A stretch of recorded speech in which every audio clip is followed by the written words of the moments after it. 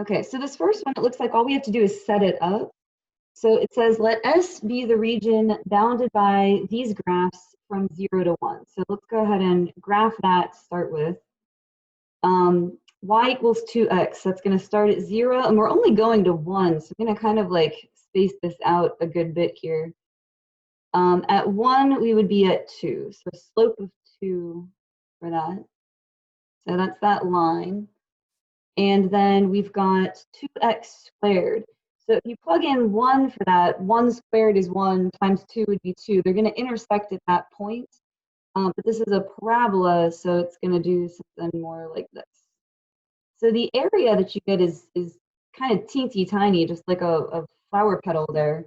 I'm going to erase everything around that. You don't have to do that. It's just my suggestion. It kind of makes the picture a little bit less cluttered. And so we are going to spin that around the line y equals 3. So let me dot in y equals 3. That's our axis of rotation. So it's like I took the x-axis and just scooted it up a little bit. So it's going to be a dx problem, which actually we can narrow down our choices just based on that, knowing that it's a horizontal axis of rotation. It's going to be a dx problem. So I can actually get rid of these two just right off the bat. So I'm going to draw my like ghost shape on the other side of here, something like this. And we're going to spin around and create this three-dimensional object. So if you want to imagine this object that's being created, it's like a cereal bowl that you couldn't put any cereal in because it's all going to like fall out of the bottom. Like, are we imagining that? Like this three-dimensional circular thing, except there's a big hole through it, so everything would like fall out of it. All right, so it is going to be the washers with the donut method is what everyone calls it, the hole in the middle. We're going to have pi something squared minus something squared dx. And so that actually allows us to narrow down our choices even further. I know it can't be C because that doesn't have two separate radii for the pi r squared. So we're going to go from 0 to 1, looking at our x-axis for our boundaries. Let me get out my markers to color code this here. Our outer radius is going to be here, this distance. And so it's upper graph minus lower graph. So the upper graph is the axis of rotation, that's 3, minus this lower graph is the parabola. So that would be the 2x squared. And then the inner radius is going to be this amount.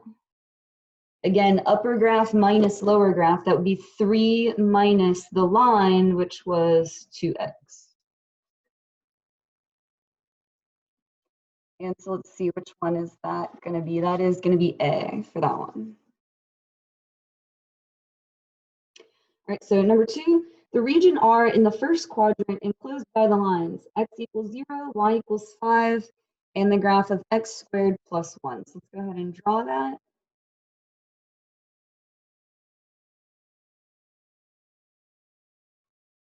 So x squared plus 1 is the regular old parabola just moved up 1. So I'm going to have 1, 1, and then 2, 2. I can't talk today.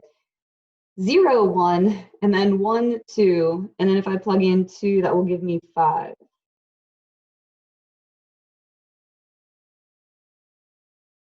Right, so there's that. And then x equals 0, so just vertical line at 0. And then y equals 5. And it said the region in the first quadrant, so we want this portion of it.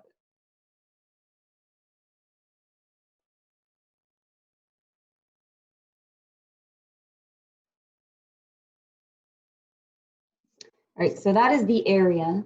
And it says that we are going to revolve around the y-axis. Okay, if we're revolving around the y-axis, I know this is going to be a dy problem.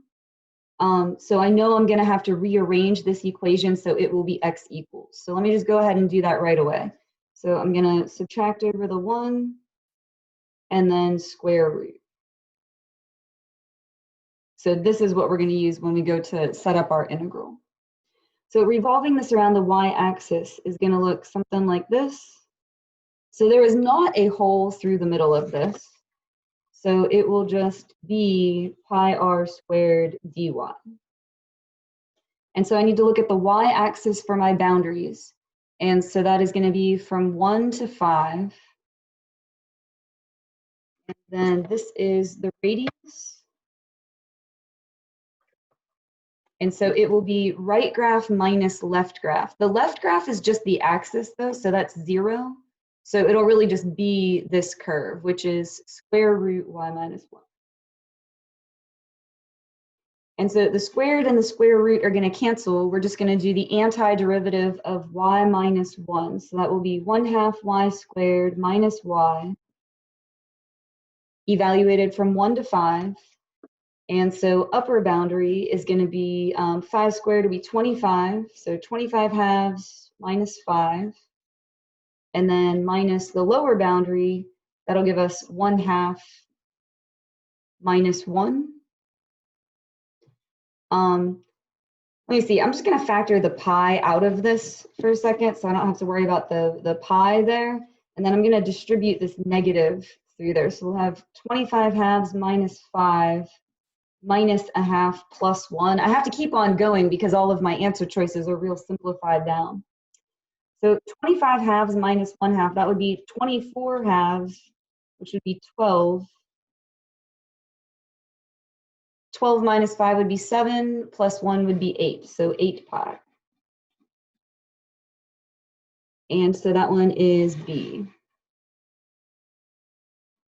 So if it's free response, you can just stop once you get here. But again, multiple choice, you have to keep going until you get one of the answer choices, which means you have to simplify it as far as they do, which in that case was all the way.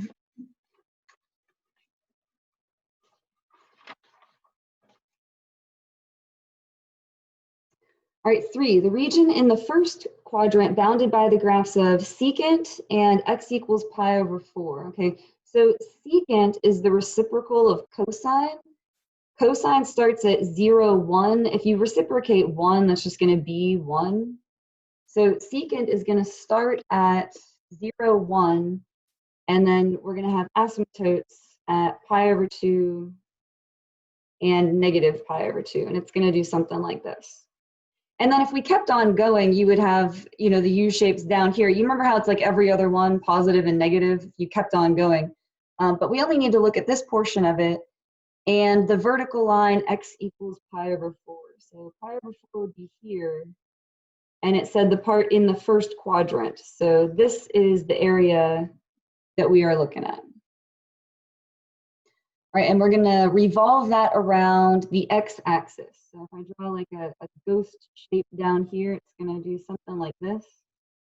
So that would be like a tree stump, a circular. Are we envisioning these here? I hope you are. I'm trying to get you to like see it. It's sort of hard because this is on a flat piece of paper. But just imagine this three-dimensional thing. That's what we're finding the volume of. So there is not a hole through the middle of that. So it's just going to be pi r squared dx, because we're rotating around the x-axis. And so I need x values for my boundaries. That'll be 0 to pi over 4. And inside of there is our radius. It is upper graph minus lower graph, but the lower graph is just the axis, so that's 0. And the upper graph is secant, so that's just secant squared. So we need an antiderivative of secant squared, and that would just be tangent. The derivative of tangent is secant squared. So the antiderivative of secant squared would just be tangent. And then we're going to evaluate from 0 to pi over 4. All right, so pi over 4 on your unit circle is going to look like this. Both sides of the triangle are square root of 2 over 2. And if we do tangent of that, tangent is y over x, and anything over itself is 1. So when we plug in pi over 4, we're just going to get 1 and then times pi. So that would just be pi minus, all right, let's find 0 on our unit circle. That would be right here. And again, tangent is y over x. That would be 0 over 1, which is just 0. So pi minus 0, and so this one is just pi. And so that one is C. Right, number 4. The base of a solid is a region in the first quadrant bounded by x-axis, y-axis, and the line, let me write this a little bit bigger because it's really small, x plus 2y equals 8, which is shown right here. So that is a triangle. Cross sections, and so you have to imagine these cross sections popping up out of the paper, perpendicular to the x-axis, so that means it's a dx problem, are semicircles. So we're going to pull out one semicircle, and all these slices are perpendicular to the x-axis. So the base of this semicircle is upper graph minus lower graph. The lower graph is the axis, that's just going to be 0. And the upper graph is this line, but I need to get y by itself. I need it to be y equals, because it's going to be a dx problem. So to get y by itself, I'm going to subtract over the x, and then divide by 2. So the base of this semicircle is -1/2 x plus 4. And then we can go ahead and set up the integral. And this one, we're going to need a calculator for this because all these choices are all these crazy decimals. We're going to integrate from 0 to 8. And I'm just getting that from the picture here, my x values, 0 to 8 dx. And inside of there, we have to put the area of our cross section. So the area of this shape. So a semicircle is 1/2 pi r squared. A whole circle would be pi r squared. So just a semicircle, 1/2 pi r squared. And here's the only thing that tends to trip people up on these ones. And I didn't work it out, but I guarantee you one of these wrong choices would just be taking this and putting it in here. The issue with that is the diameter. It's the whole way across, and this needs to be the radius squared. So we have to take that and divide it by 2. Now I'm kind of interested. Now I sort of want to try typing it in without the divided by 2. I would bet money that that is one of the wrong places. All right, so let me go ahead and type this in. We'll have 1/2 pi, and then integral from 0 to 8. And then this is -1/2 x plus 4 over 2 to make it be the radius. And then I need to square that. And then dx. So it's 16.755. So that one is C.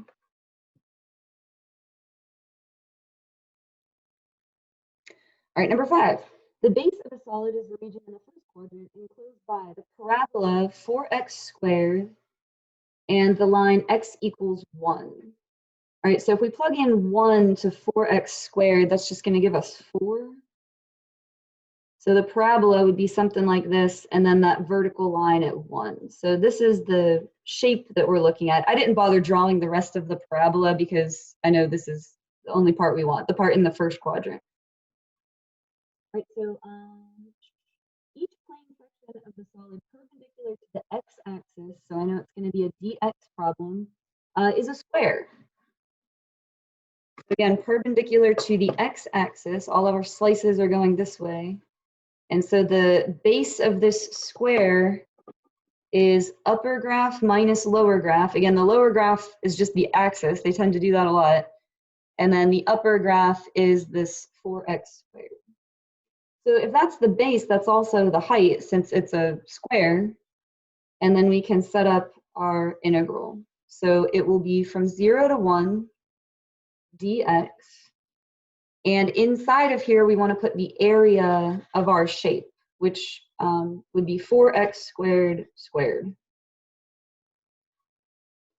So that is going to be 16x to the 4th. And then that antiderivative would be 1/5 x to the 5th. There just happens to be a 16 there. So 16/5 x to the 5th from 0 to 1. And I really just need to plug in 1 because if I plug in 0, it's just going to be 0. And if we plug in 1, we will just get 16/5. So that one is D.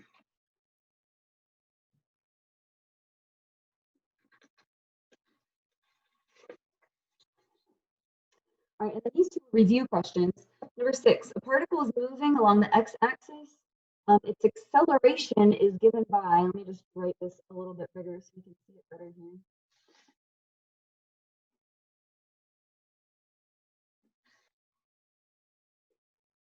And then it says the velocity is 2 at time 1. So that's your initial condition. The velocity is 2, but be careful, it doesn't start at time 0, it starts at time 1. And then it is asking us for the velocity at time 2. So we're going to start with that initial condition. The velocity was 2, and then we're going to add on however much velocity we've accumulated. It just doesn't start at 0, it starts at 1. So at time 1 is when we start, and we want to find the velocity at time 2. So 1 to 2, and then acceleration is going to go inside of the integral. Typically, you see this where they're asking for position, and you would have position started here, and then velocity would go in here. This time they used velocity and acceleration, but it's the same idea. Acceleration is just the derivative of velocity. All right, so let me type this in. And it will be 2 plus integral 1 to 2 of that acceleration function, which is ln 1 plus 2 to the, well, it says t, but I'm going to type x, and then dx. So I got 3.346, and so that one is E.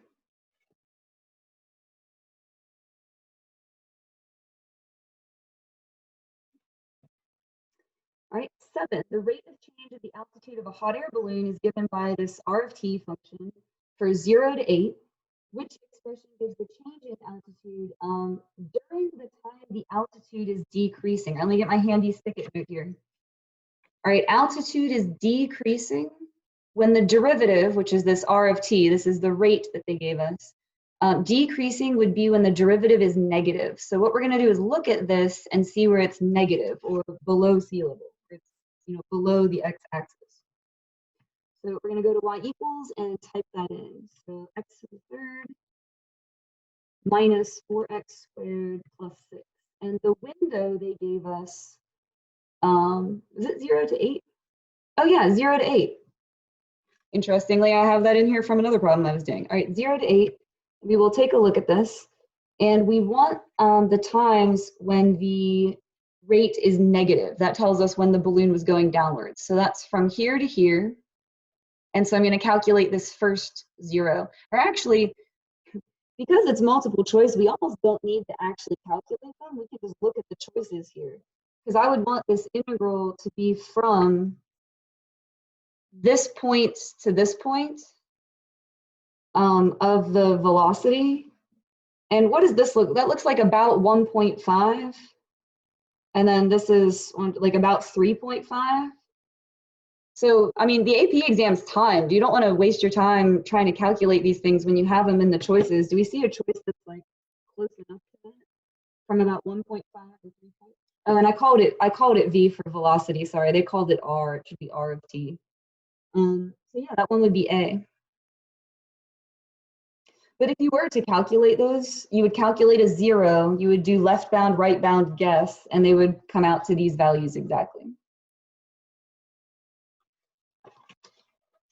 All right, and then last one, this is a U substitution problem. So U is going to equal the denominator. And so that derivative is 2x dx.